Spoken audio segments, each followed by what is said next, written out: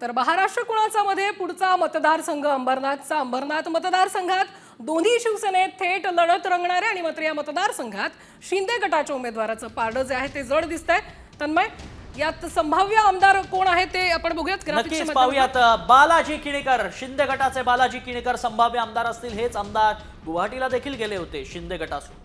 अर्थात त्यांच्या विरोधात ठाकरे गटानं राजेश वानखेडेंना यावेळी उमेदवारी दिल्याचं पाहायला मिळालं। मात्र शिंदे विरुद्ध ठाकरे असा सामना जरी रंगला असला तरी बालाजी किणीकर हे बाजी मारतील, संभाव्य आमदार असतील असं काहीसं चित्र सध्या पाहायला मिळतंय। तर बालाजी किणीकर हे संभाव्य आमदार असण्याची नेमकी कारण काय आहे ते जाणून घेऊयात आमचे प्रतिनिधी मयुरेश कडव यांच्याकडनं। मुख्यमंत्री एकनाथ शिंदे यांच्यासाठी ही निवडणूक अतिशय प्रतिष्ठेची मानली जाते, कारण एकनाथ शिंदे यांचे विश्वासू सहकारी डॉक्टर बालाजी किणीकर हे शिंदे गटाकडून निवडणुकीच्या रिंगणात होते।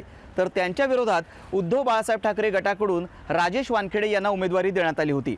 राजेश वानखेडे हे सुरुवातीच्या टप्प्यात कमजोर मानले जात होते, मात्र अरविंद वाळेकरांची नाराजी आणि प्रदीप पाटील यांनी केलेली मदत यामुळे राजेश वानखेडे हे कुठेतरी ताकदवर झाले। त्याचा फायदा त्यांना मिळू शकतो, त्याचा फटका किणीकरांना बसू शकतो। असं असलं तरी सुद्धा किणीकर 3 वेळा या मतदारसंघाचं त्यांनी नेतृत्व केलेलं आहे। त्यांनी त्यांची स्वतःची प्रचार यंत्रणा, संपूर्ण प्रचार यंत्रणा या निवडणुकीत कामाला लावलेली होती, ती जोमानं काम करत होती। त्यांनी केलेली काही विकास कामं आणि मॅन टू मॅन असलेला त्यांचा जनसंपर्क पाहता ही निवडणूक जरी काट्याची झालेली असली तरी किंचितचं पारडं का होईना ते किणीकरांचं जड असल्याचं पाहायला मिळतंय।